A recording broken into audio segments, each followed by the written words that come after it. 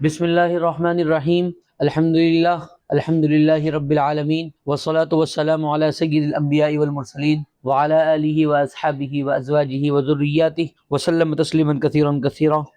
اما بعد اعوذ باللہ من الشیطان الرجیم بسم اللہ الرحمن الرحیم۔ علم حاصل کرنا ہر مسلمان مرد اور عورت پر فرض ہے، اور دور حاضر میں علم حاصل کرنا اور دنیاوی تعلیم حاصل کرنا، جس طریقے سے بھوکے کو روٹی کی ضرورت ہے، پیاسے کو پانی کی شدت کا احساس ہوتا ہے، اس دور حاضر میں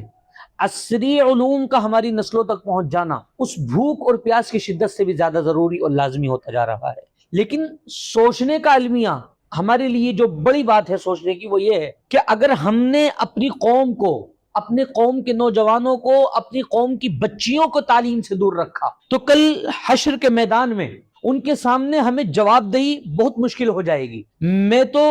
حضرت مولانا سجاد صاحب کی بات کو پیش نظر رکھتے ہوئے یہ کہتا ہوں کہ جس طریقے سے ضرورت کے وقت ہم نے اپنے مدرسے قائم کیے،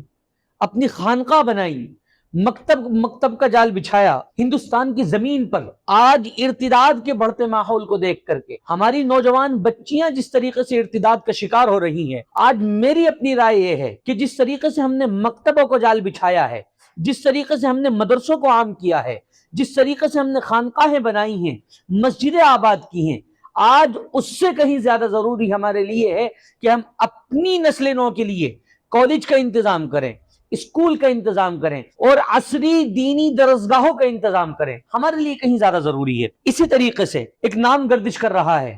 میں نے بہت پہلے اردو زبان کی کتاب میں ایک محاورہ پڑھا تھا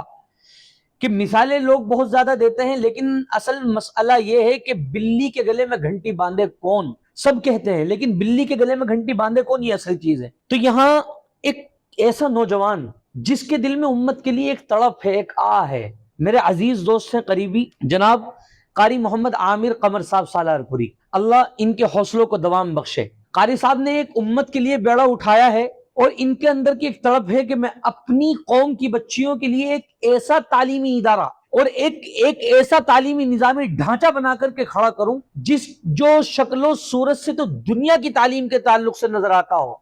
لیکن اس کی روح جو ہو وہ ایمانی ہو۔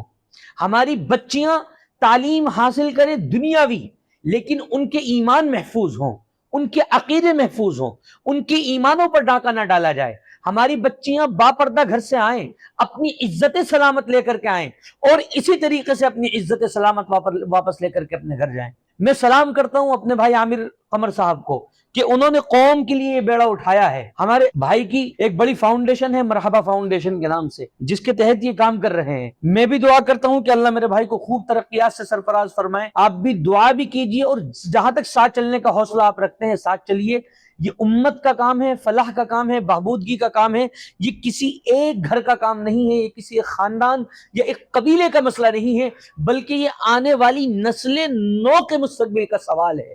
تو اس لیے اللہ کے